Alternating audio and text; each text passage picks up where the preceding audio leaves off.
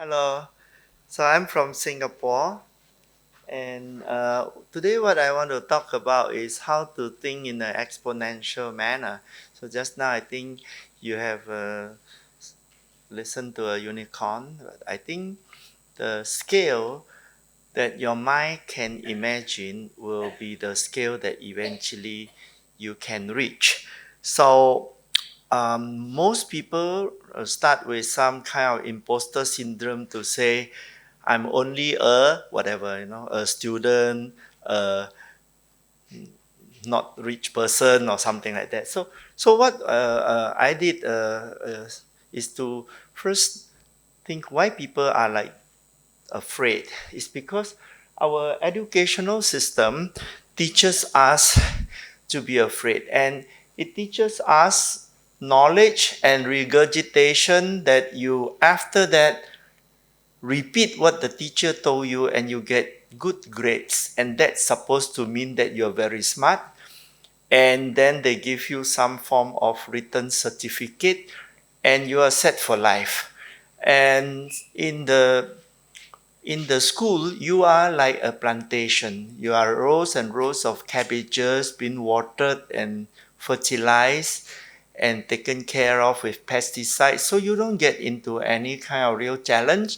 Then when you go to the society, you faces the rainforest and there are chaos. And because of that, a lot of people are actually educated irrelevantly in society. So in the age of AI, knowledge is commodity and grades have zero value.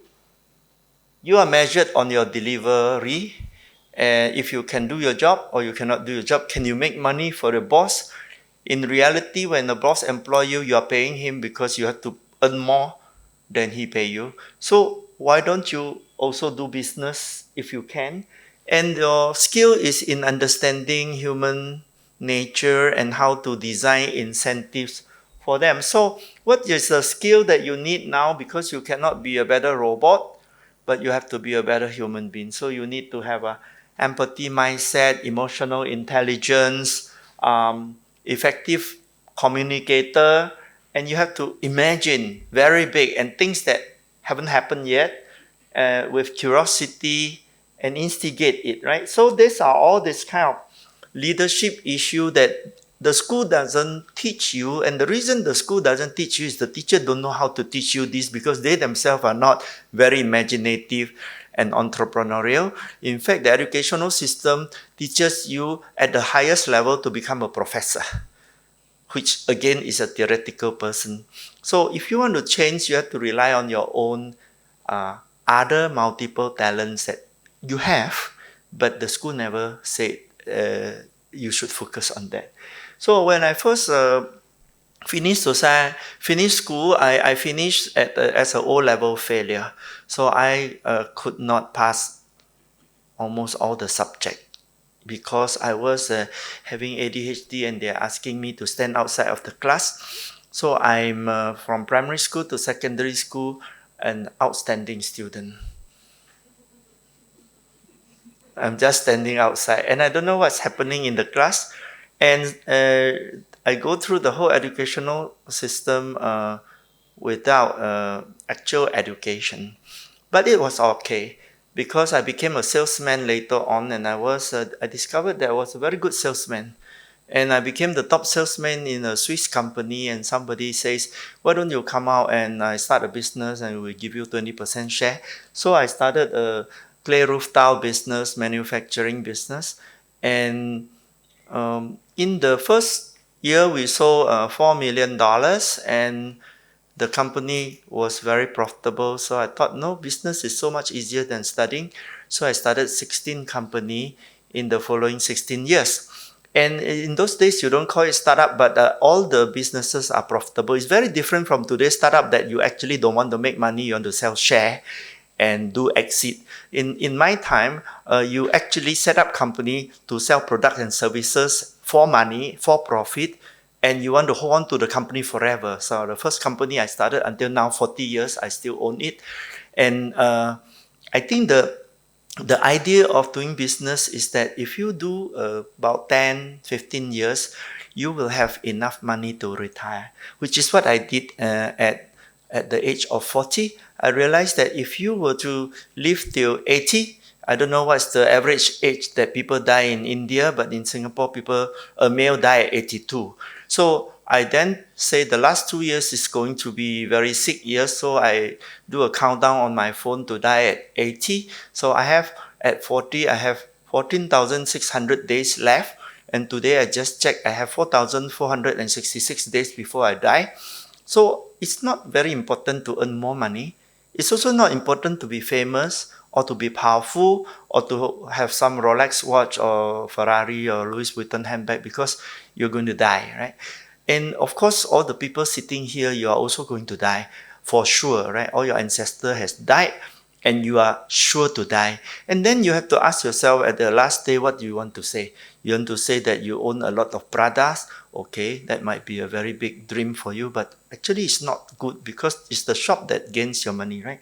So the idea was that I then have to find a new meaning of life. Now I went to Orisha and I saw this type of thing happening, people shitting on the roadside and a woman shitting on the other side. So I start selling all my businesses, and the one that nobody want to sell, I give it to my staff, and they operate the company profitably and actually don't have to work, but I share the profit with them.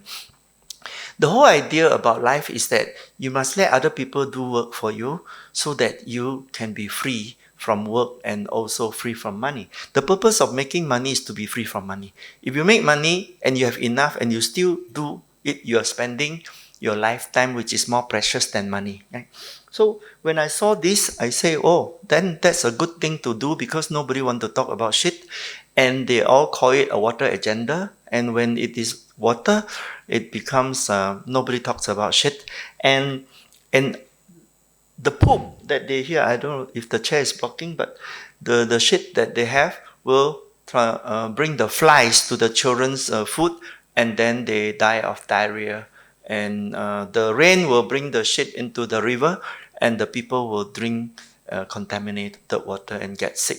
So India has a very big problem. There are 600 million people who don't even have a toilet. And of course, recently we worked with Prime Minister Modi, but the story is coming up. So this part made me kind of felt that that's a meaningful thing to do. So I went to Bangalore. This is in Bangalore, and this is in one of the slum in Bangalore. I see a girl walking past me, and she took off her panty, and then she's walking around naked. And this, I don't know, like 8 years old, 9 years old. That is a risk of she being raped. Yeah. So there is all this kind of unnecessary danger. There's another people, children on the roadside because you see they are all barefooted, and then intestinal worm will infect them because they're going to step on some worms and some shit. And so the reason is that their feet are very small and they have to grow very fast. So parent doesn't want to buy sandals because it's very expensive. So in fact, now I'm creating a sandal exchange program where they just buy one pair of sandals and keep on exchanging upsize, and the return they want to recycle. So if nobody talks about it, then I talk about it. So how do I get suddenly famous? So I thought if I were to call myself the WTO, then the World Trade Organization will sue me, then I'll be very famous. So I created the World Toilet Organization on 19th of November, and they didn't sue me. And I became very famous because the media then called us the other WTO. So as you can see, we are WTO. Our logo is Love Your Toilet. So it's very easy to identify. It's also a pair of lips and that you eat, then you shit, right? So blue lipsticks also nowadays quite popular. So we use a humor to tell what you don't talk about, you cannot improve. So if people talk seriously, it gets very embarrassing and looks like rude. But you talk humorously, people laugh, and then they suddenly start talking to you. So this is the kind of thing that I do.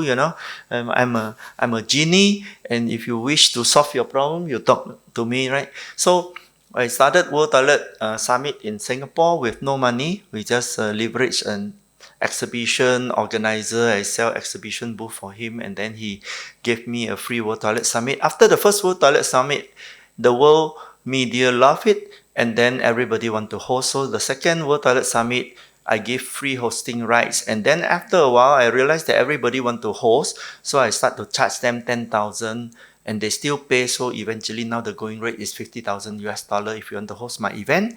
But you host my event, and you also pay for the event, and you also organize the event. So actually, I do nothing, but I get 50,000 for the brand, because once you host my event, the media that comes on is kind of like $50 million. And the media costs nothing to me, and the media is very, very beneficial to them. So as you can see, this is a leverage model where you mutually exploit each other, and mutual exploitation is collaboration. Right? So eventually we went to Belfast with the Lord Mayor in 2015. And then in Russia, we went to see the space station toilet. And this is Mayor Lutskov, which was the second most powerful man in Russia at that time. And I don't know how to talk Russian, but we managed to find an ex-KGB operative, and he connect us. So even KGB people are very nice, right? So when we came to India in 2007, Sulab International was our host, and he brought the President Abdul Kalam and 6 ministers, and I brought the Crown Prince of the Netherlands, and we hosted in the Delhi in Begum Bhawan. And by this 7th year, right? So the Crown Prince of the Netherlands was like, "Hey Jack, you're full of shit. Where are all your people?" I say, "Yeah, you're looking at all the people. There's no people. It's only me." And he says like, "You don't have employees?" "No, I don't have. I don't have money. How could I have employees?" So, and then you alone did all this thing? Yeah. I'm just a storyteller and everybody follows. So I think you can understand from now that you alone can also change the world if you start to think in a very exponential manner.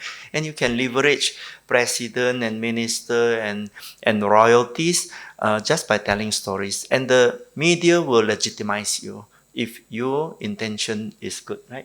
So we went to South Africa, we went to Sao Paulo. So every year we have World Toilet Summit until COVID came, and then we don't have. So in 24 years, we actually have 19 World Toilet Summit. And in Sao Paulo, the World Toilet Summit, we solved a very big problem. There was 50% of all the shit of the Brazilian shit was not treated. So they flush the toilet and goes to the drain outside their house. And the neighborhood was very, very smelly and a lot of flies going around, very, very untenable. So the favelas people, favelas are slums, they wanted the politician to do sewage connection. But the union was against it, so I went to the Senate with 79 senators, and I lobbied them in the Senate hearing. And I told them that, you're a very good politician. There's 50 million favelas votes that you can win, and there's only 50,000 union votes that you can lose. So why don't you lose the union votes and just forget about it and win the 50 million favelas vote? And they thought that's what we politicians do. So they voted. 65 votes said yes out of 79. So I won the vote, and the law was passed to privatize all the government-owned sewage treatment plant, which was 94% of all their sewage treatment plant owned by the government. After privatization, now 4 years, we raised 14 billion US dollar investment into this. So this is more than unicorn. This is 14 times. And what did I do? I just tell stories, right? And then the investor invested in the sewage treatment plant because it's actually very profitable, because the favelas are willing to pay, and just somebody have to pass the law, and the businessman came into. So by 2035, our target in Brazil is to reach $150 billion investment for all of Brazil to be connected. In 2022, we were hosted by the president of Nigeria. And personally, I just want to remind you, I am an ordinary citizen in Singapore with no authority, no permission, no money, and also now I have 3 staff. I used to have no staff, so Laila is sitting somewhere in the audience. So the thing is that you can change a lot of things even if nobody give you permission to do that. So the president of Nigeria and the Minister of Water Resource and the Environment Minister and also the number 2 in the UN, Amina Mohammed, all came. And what did I do? We are going to end open defecation in all of in Nigeria. And since they are here, I gave them my Hall of Fame award, the World Toilet Organization Hall of Fame award. So I made them very famous, right? But actually, this is a trick, when you give a big guys award, when they receive it, actually they are giving you award, right? So this mutual exploitation is collaboration is very, very interesting. Then President Clinton came to do fundraising and raised about $1.6 million. And then I was named Time Magazine Hero of the Environment in 2008. My name was on the front page, but it's very small. I cannot show off. And then Matt Damon came to promote World Toilet Day, and Gates Foundation start investing 400 million in reinventing the toilet. So we are now working with the Gates Foundation on their technology to commercialize them. And we use other people money, other people effort, other people authority. Everything is other people, And this is the secret to life, right? You see, your boss doesn't do anything, and he gets more pay than you because he used other people, right? And the big boss, her owner, is actually playing golf, right? So he's actually doing nothing at all. So the guy who do nothing at all has to earn the most. So try your best to do nothing at all, okay? So here we say mutual exploitation is collaboration and collective selfishness is selflessness. So everyone is selfish, but you collect them together, you align it, they become selflessness. So this is the very counterintuitive, but this is actually the way to go. So finally, I went to the United Nations and I lobbied 193 government, and all the government agree to make our founding day, 19th of November, the official UN World Toilet Day.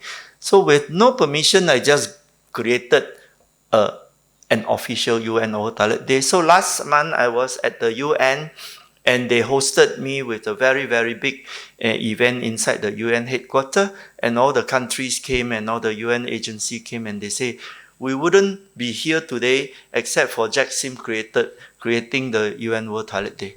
So this kind of legitimacy, I would never have imagined on day one, but you must try. And once you start to imagine, you try, then something happens. If it doesn't happen, doesn't matter, right? After all, you're going to die. So you should try, right? So in fact, after this happened, I thought if I died, then no, it's at least worth it. But I didn't die, so I continue. And then I came to India and I got the Salman Khan on national television to fundraise for me. And next morning when I went to the custom in Delhi, the custom officer said, are you with Salman Khan last night on TV? I said, yes. Then he suddenly started shouting to all his other officers, and they took photograph with me. So, custom officer usually not so nice. At this time, it was Salman Khan, right? So we also got a lot of other people like Vidya Balan, Deepika Padukone, Kalki Kochin, Akshay Kumar. So you see, if I didn't do toilet, I wouldn't have met all these people, right? So if you want to meet these people, you can volunteer with me. I will exploit you and you will exploit me. So, okay. And then later on, Prime Minister Modi completed his Swachh Bharat and came to Singapore and put a 2-flag photograph and a very, very official. So with this photograph, every time I go to India, everybody thought I'm blessed by him, right? So this is the kind of a legitimacy that he's using me, I'm using him, so again, mutual exploitation. I saw that in India, there's this job where people dive into the manhole and they clear the rubbish. And this is very, very inhumane job. Can you imagine you fill up yourself with shit, you cannot see anything, and you take all the plastic bottle and all this thing coming out. So I discovered that the job is actually illegal, but every city have a budget to employ this person. This is really strange. And he is a Dalit, an untouchable. And when he emerged, they will give him alcohol, and then after he'll dive again. So this person, being a breadwinner, died around age of 45 because every day he's breathing the toxic gas. So I think this cannot be good. So I created a World Toilet College. So we created 6 World Toilet Colleges in India, starting with Aurangabad, and then we found a palm reading Swami that donated us the building free of charge to use. And then I got this Hapik, a bleach company, Racket Benkaiser, to run the program, and they use our brand. And the training program, I just take the Japanese one, which is the best, translate into English, and then we got the product. So we train and place 30,000 sanitation workers. So we don't just train, we place them into job, and they're very, very happy. And the person who donated the machine for the Dalit to stand on the ground instead of diving in, the first batch of machine was donated by Amitabh Bachchan. Usually he doesn't donate, he's not very generous, but this time he does that. So, and then Jay-Z and Coldplay came to perform on World Toilet Day in 2016 in Mumbai, to 80,000 free tickets. And this was another very, very big event. And of course, I didn't organize it, right? Global Citizen organized it, and Global Citizen is owned by Coldplay. So suddenly we have a very, very big scale thing. And in this show, there are other people who came, like Ranbir Singh, and Shah Rukh Khan was the DJ, and Modi and everybody. So it was very, very good. And to get free ticket, all you have to do is to promise to promote Swachh Bharat. So whether they did or not, they lied, they just got free tickets, right? So in China, President Xi Jinping became the champion of toilet. Very, very similar timing. When Modi became the champion of toilet, Xi Jinping also became the champion of toilet. We're talking about 2.8 billion people, right? These are the 2 biggest countries in the world, and their chief are all toilet guys, right? Like me, but I'm not the chief. So I changed a costume into a cultural revolution guard, and we do toilet revolution. So we went to build a rainbow school toilet in rural China, and we only built 17 toilets because we couldn't raise more money, but we gave the model to the Chinese Ministry of Education, and they are now using it for 215,000 schools. So it's very easy, right? Build 17, get 215,000 schools, get other people to do it. So then I went to Japan, and they wanted me to write a autobiography, and I don't know how to write in Japanese. So all I did was to answer all their questions. They tape recorded it, they re-edited it, and published a Japanese book. This is the biggest publisher called PHP, and my book is also out there later on. It's by Penguin, and they say I'm the writer, but I don't know what they wrote because it's Japanese. But people who read it say it's very nice.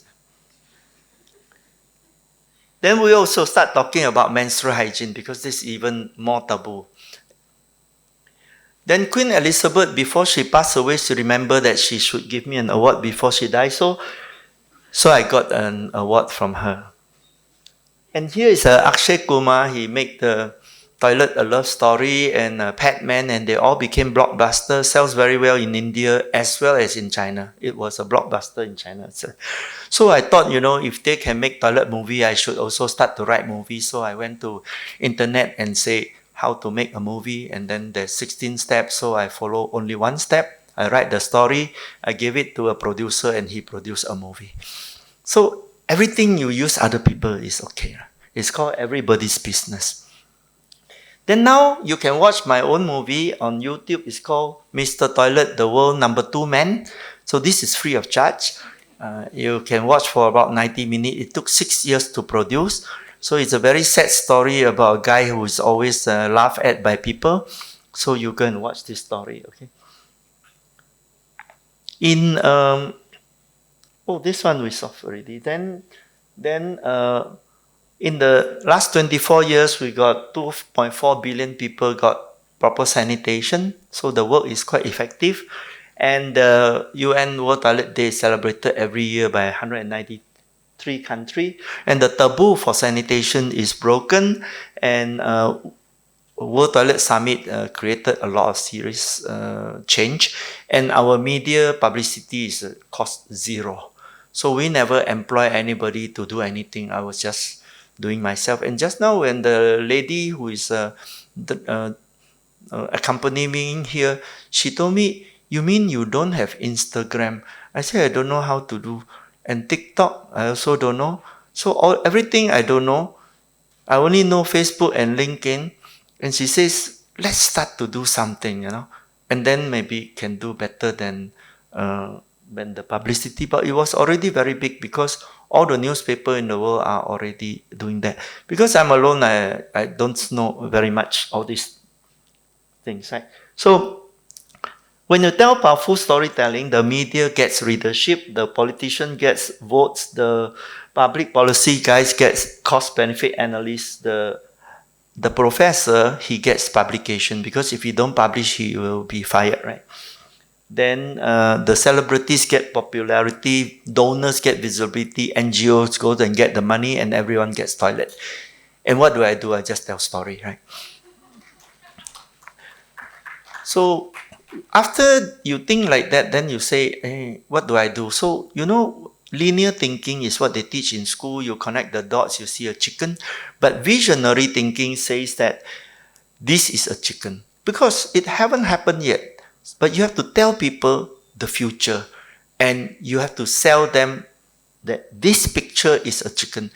And they don't have the dots to connect anymore. They have imagination. But if you tell them, this is the head, this is the tail, here is the wings and the feet and all that, then they see a chicken. But there's no chicken. They saw a chicken because you are able to make them imagine. And the moment they saw a chicken, they will become a potato. And if you plant the potato in the ground, it will grow other potato. And then they'll just keep on growing like fractals until it become a movement. And you didn't do anything. You just start them doing. So you have to give all the duty and all the ownership to the other people. And if everybody is a beautiful shape, then you have to be the background noise. And if you are willing to be this gray sheet of paper that you normally throw away after you cut the beautiful shape, then you are able to create heroes. Because everybody wants to be a beautiful shape. You don't.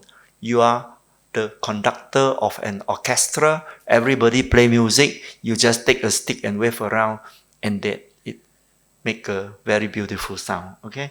So after toilet, I thought, okay, we should find another big problem to solve. So I'm going to create a World Trade Center for the poor to solve poverty. In the world, there are 8 billion people, half are poor. So there are 4 billion people that we can convert to efficient markets.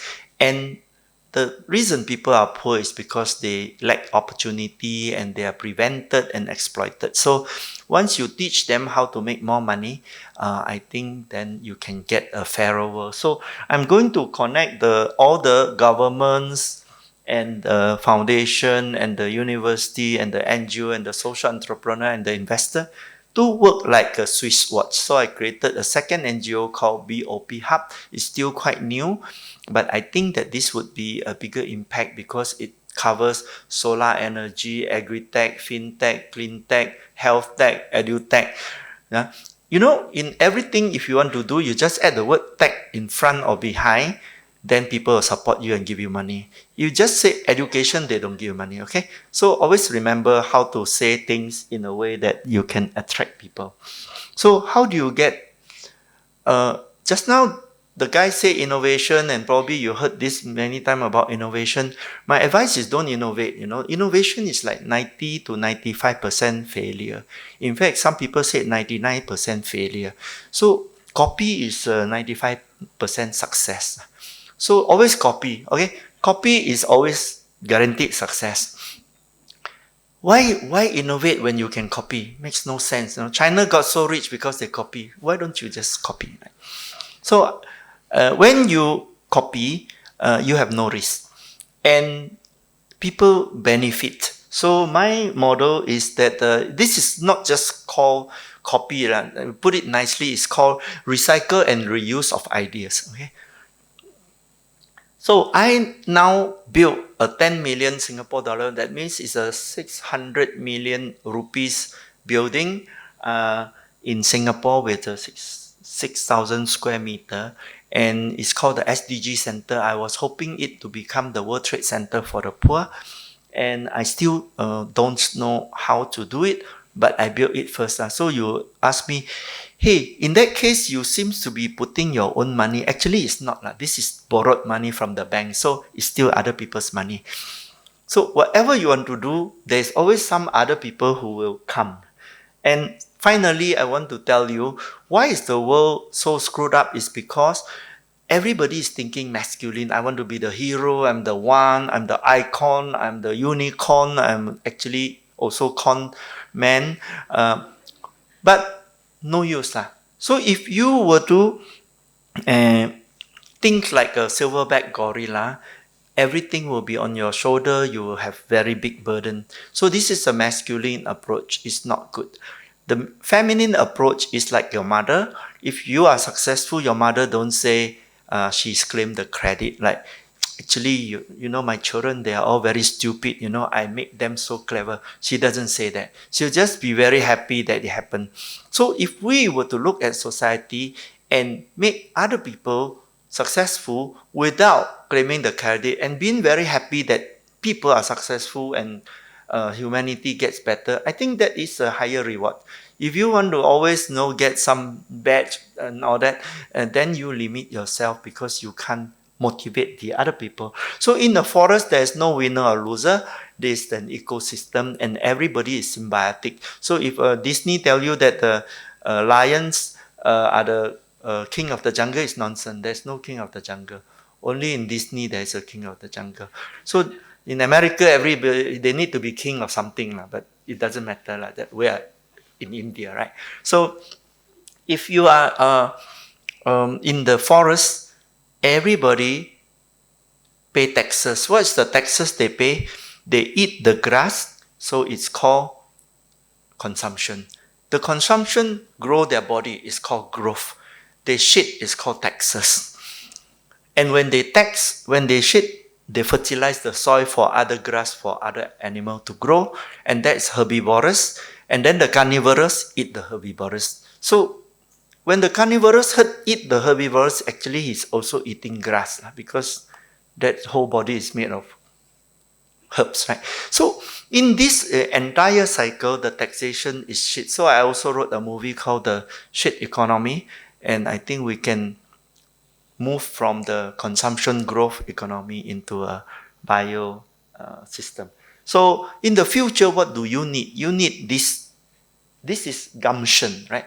It's gumption, and my book is called The Gumption of Mr. Toilet. These are the skills you need: curiosity, courage, compassion, commitment, collaboration, communication, and creativity and calmness. These are the things you need to have. And if you have this skill, you will know how to use the robot, AI, and you will be entrepreneurial, okay?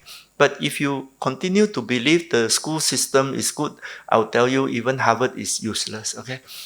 You have to deliver and you have to think for yourself. So this book is right now available outside, and I will sign it if you buy today. But the money doesn't go to me. It goes to this company called Penguin. And we have a $2 royalty that will go to the World Toilet Organization. But it's not important, the money. The most important is you get to learn how to lead your life. And in the book includes how to be in a romance with your wife forever. And I'm 67, my wife 64, and I'm always in love. And that's also a lot of energy. So it's not just toilet, it teach you how to do business, how to think about your life. Okay, thank you very much.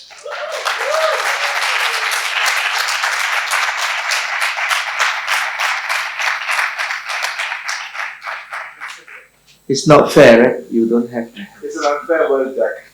Jack, that was absolutely fascinating. It was fascinating what you have achieved. And this business of 40-40 and allowing 2 years allowance for being sick. It's amazing the way you went about it. For me, 2, 3 main takeaways were nothing ventured, nothing gained. I think that seems to be an underlying philosophy that you have nothing to lose because you had nothing in the first place. So the worst thing that can happen is you're still at the nothing stage. I think that seems to be one defining philosophy. The other one I think that came through very clearly is you can achieve a lot if you don't want to be the one taking the credit because others need to claim something as victory. And I think that is an underlying thing. Now, these lessons, life lessons, and I'm sure it's there in the book which people should buy, is it something that was part of your DNA in a sense, or was it serendipity that as you went along, you figured out that this was the best way to achieve your objective or outcome? How did this happen? Because clearly, during the conversation, during your talk, there are at least about 10, 15 pearls of wisdom that I heard.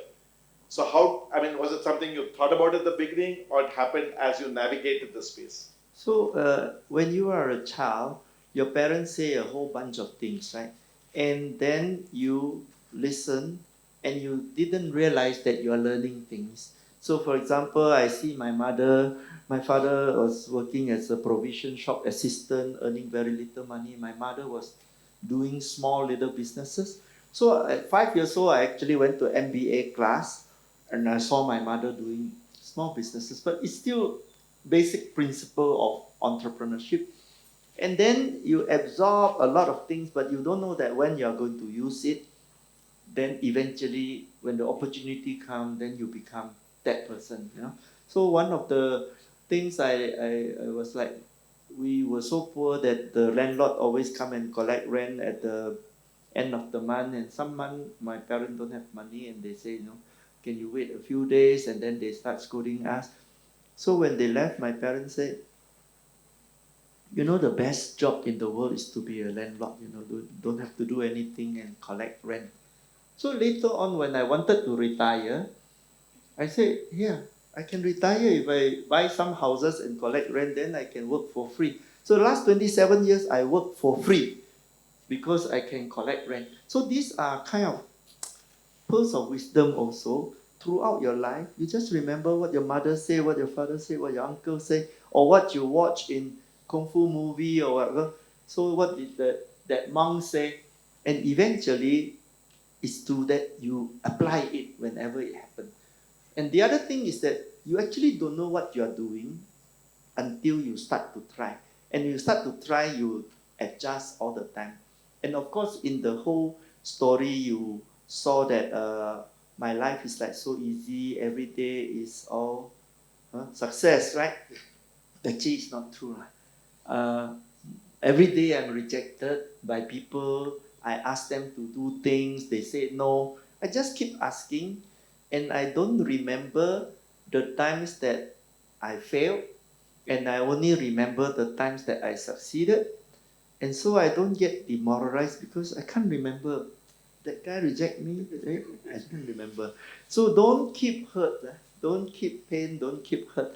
Just carry on and think happy things. Convenient amnesia. I have a story for that, which is really, people like you have what I call RAM memory. The RAM memory, every morning you switch it on, it is ready to take on a new day, and you have forgotten the previous day.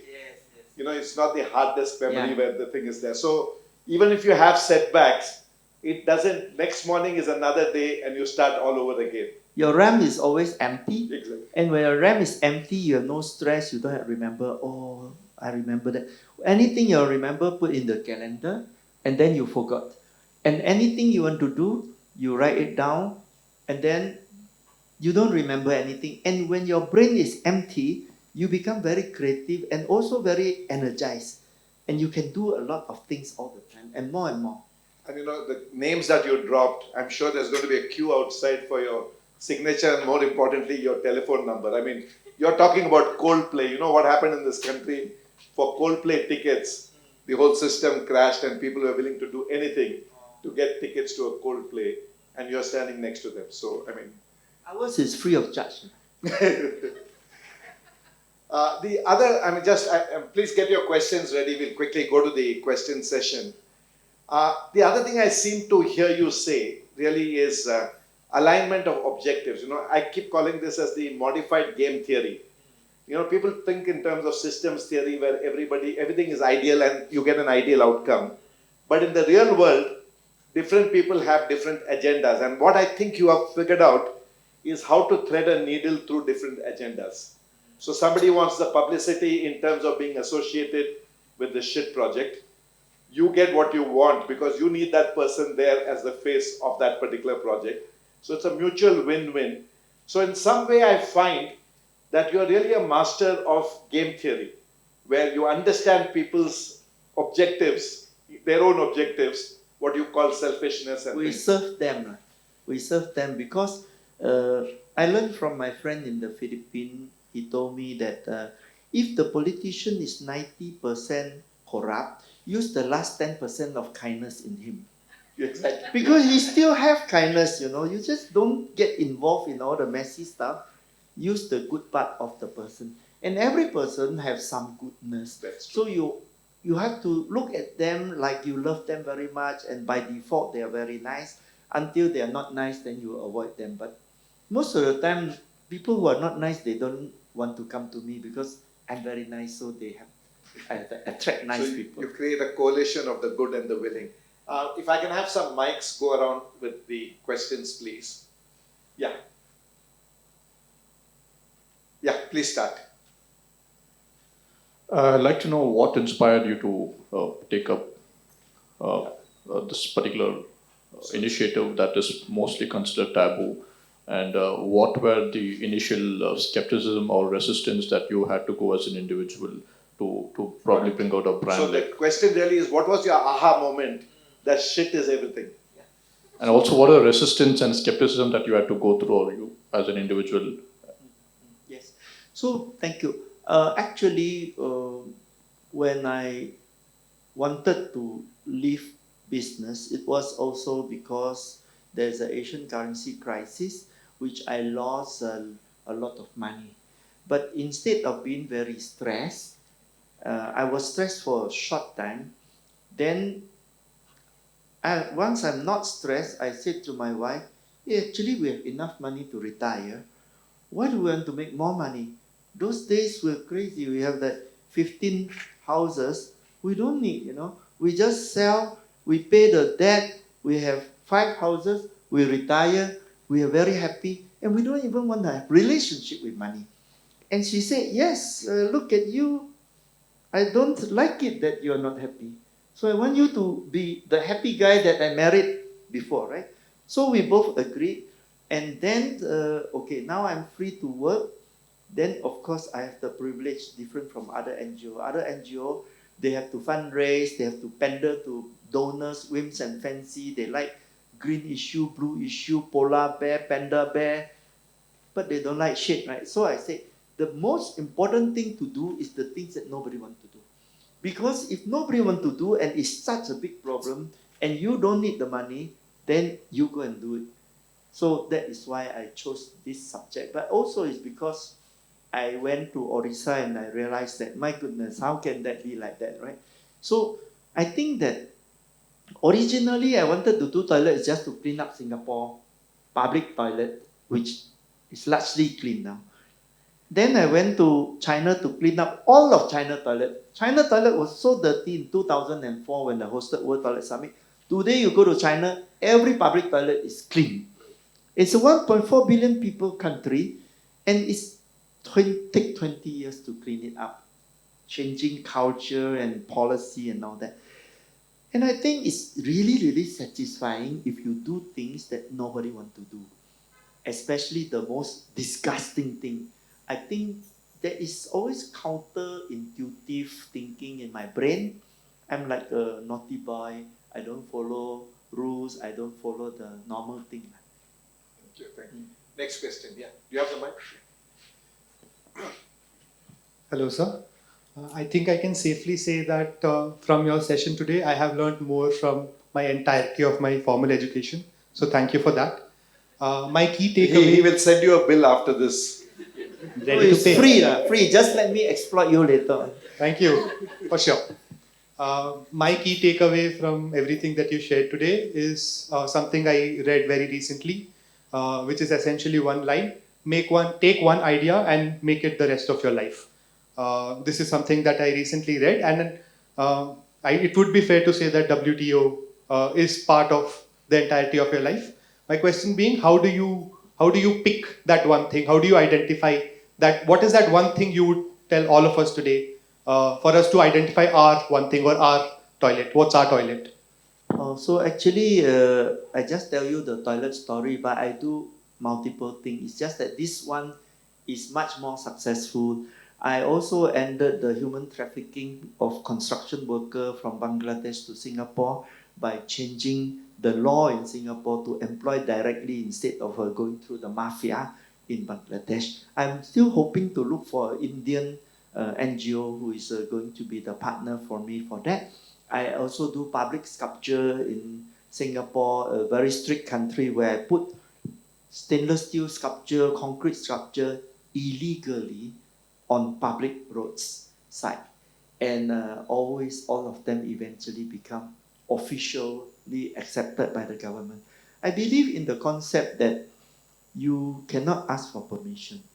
You must ask for forgiveness.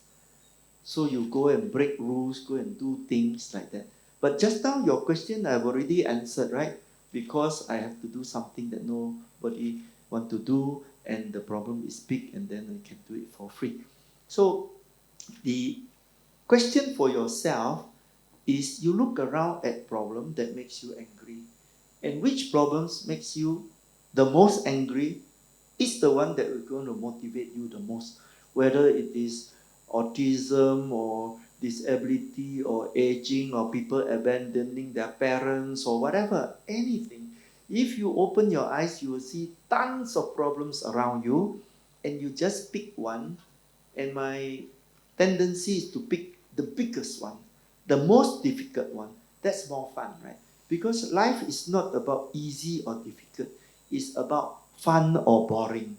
If it is more difficult, it's more fun.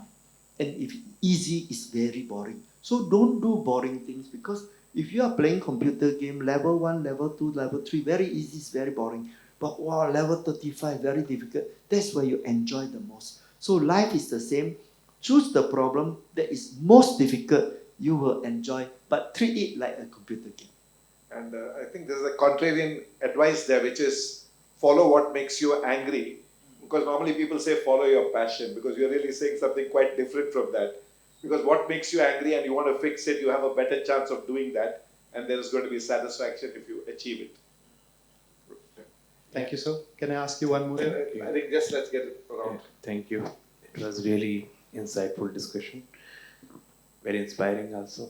I have a question about the philosophy and framework which you suggested. In the first half of your life, you were running for-profit ventures, and I don't think you followed those rules there. So do you think this is more suitable for profit and non-profit altruistic thing? And if you're running a capitalistic for-profit thing, this guideline might not be that effective? So actually, I also realized that all the NGO in the world are not effective. And they have been spending a lot of time collecting money, but their overheads are very expensive. So, you know, this philosophy of give a man a fish, teach a man to fish. And I believe that social entrepreneurship combines the for-profit and the altruism. And the only way you can solve poverty in the world is through business. But the business intention must be for impact and for sustainability. And you yourself, you need some money. Because if you don't have sustainability, don't have sustenance, you cannot do good. Okay? But you must understand the concept of enough.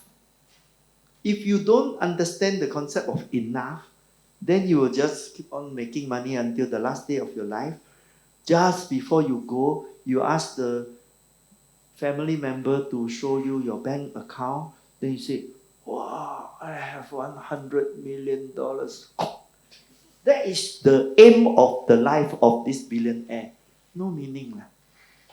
No meaning. So what you do is, when you reach a point where you realize that more money doesn't change anything, then you don't want to earn more money. Because when your life is only 80 years, right? India maybe 79 years, I don't know.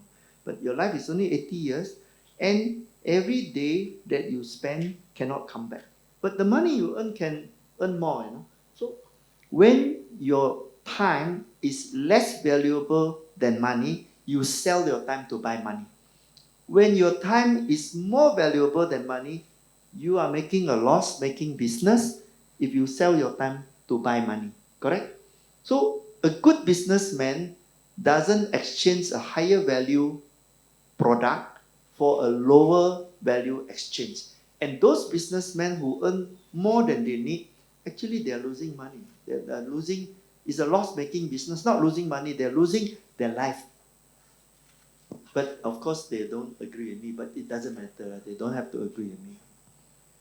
Okay, next question, yeah. Okay, hello. Yeah. Okay. Hi. What's your opinion on the current status of public toilets in India? Because, again, my experience has been very bad. I haven't seen a really single good public toilet. So, So I think there's some Wulu or something, they're very small scale, they're starting up, and they are pay toilet. So if you want to do a good public toilet program, go and visit Shenzhen in China. Shenzhen is a tech place also. They don't charge you any money, and their toilet are clean. And in fact, you go to all of China, all the public toilet are clean. And before that, they were like India, very, very dirty. So how did this whole thing change? There's a political will and there's a business model.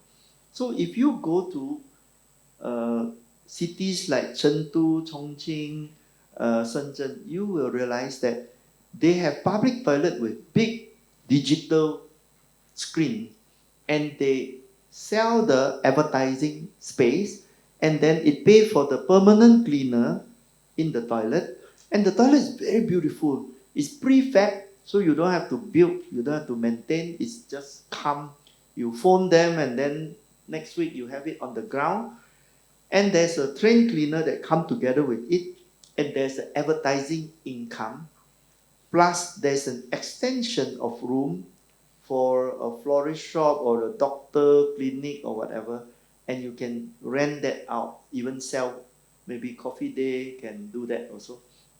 If you can run a business model, then all you need is the piece of land that the municipality give to the businessman. And if you want to do this, I can introduce you those Chinese manufacturers. And things go very, very fast when you copy. If you try to reinvent, it's very, very slow. So recently they started it about 7 years ago. Now they're in thousands of places. So it's high speed and free.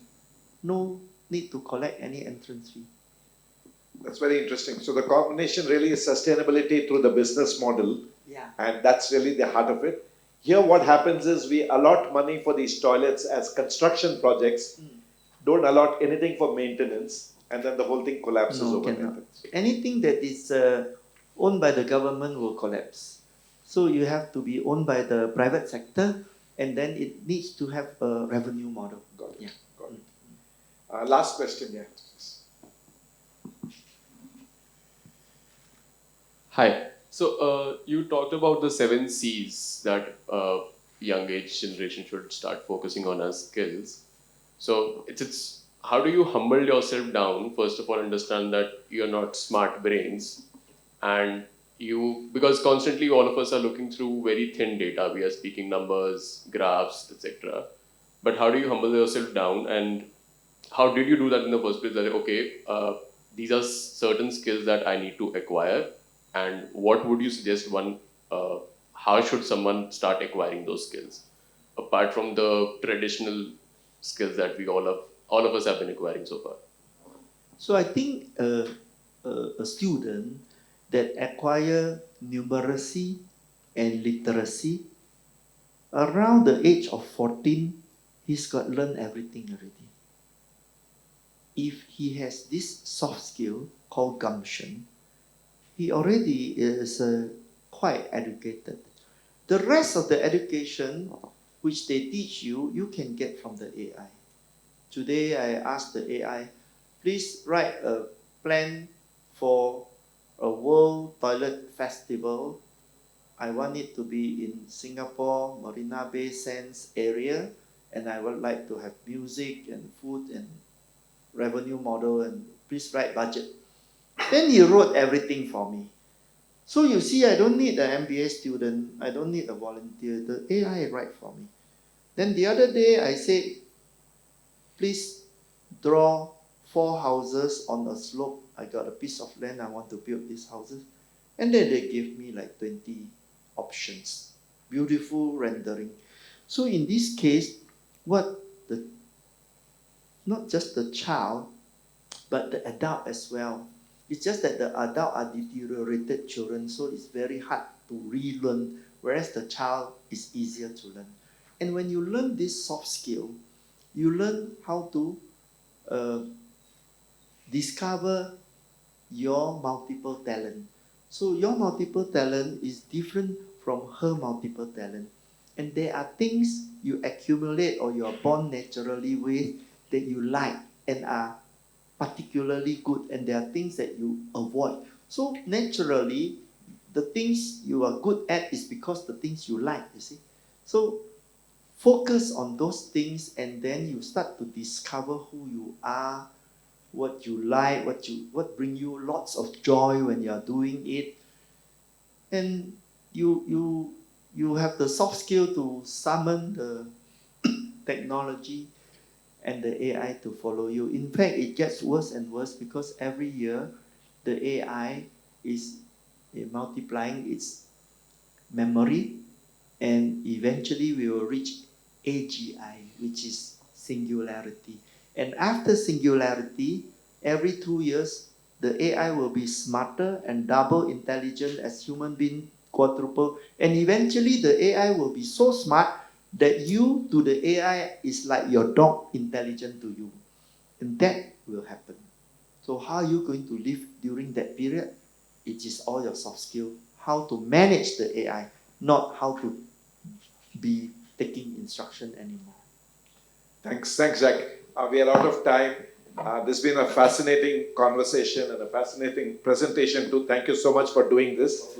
And thank you once again, Jack. And I will be selling books out there and signing it.